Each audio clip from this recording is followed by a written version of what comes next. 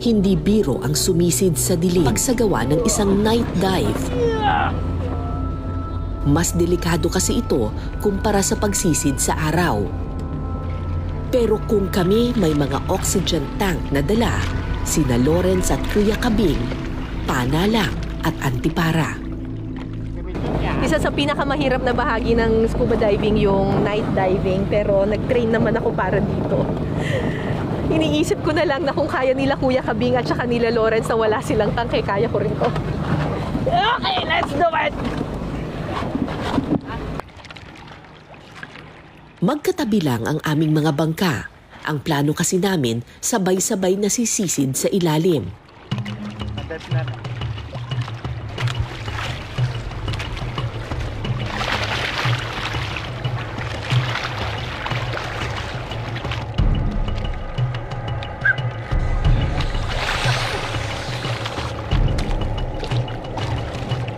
Nung una, kalmado pa ang dagat.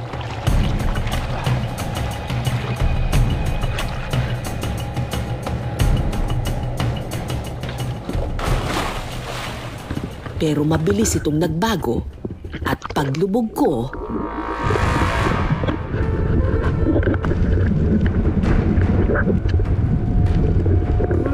napansin kong malakas ang hatak ng dagat sa ilalim. Tinangay kami papalayo.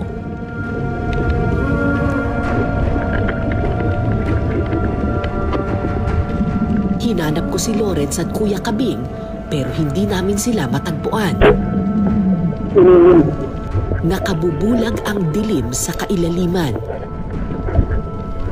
Liban sa flashlight na aking dala, wala akong halos makita.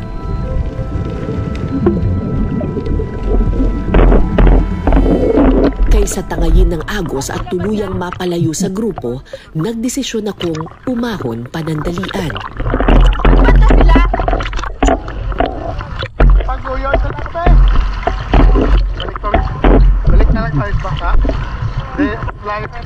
Saan ba sila?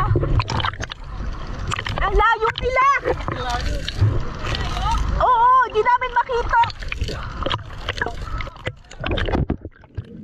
Makalipas ang ilang minuto, sumisid muli ako.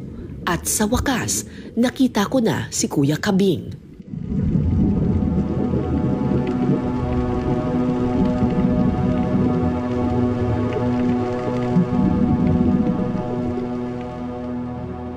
Sa ilalim ng dagat, animoy isda si Kuya Kabing. Di alintana ang lalim at dilim, sumisid siya at naghanap ng mapapanang isda.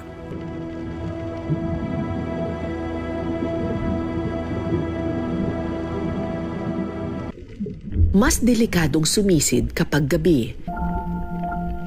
Pero dahil ito rin ang oras na lumalabas sa pagkakatago ang mga isda, sa gabi sila mas maraming napapana.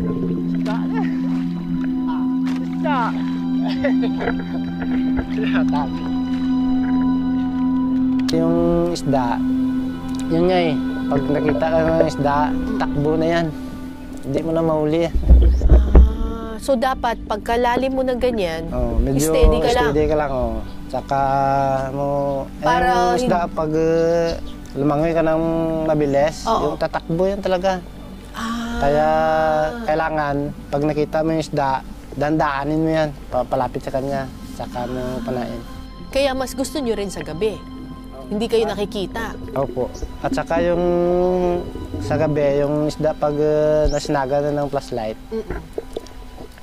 hindi na takbo yan, parang nabubulag na yan. Kaya yung maliit yung pana, ganun mo lang. Oh? Talaga? Ganito na kalaki, taba. Tsaka yung isda, parang ano na yan, parang data na kang parang lapit na talaga sa bala ng pana. Kwento ni Kuya Kabing, may mga kaibigan na silang namatay habang namamana sa gitna ng dilim. Namatay sa ilalim ng dagat? Po.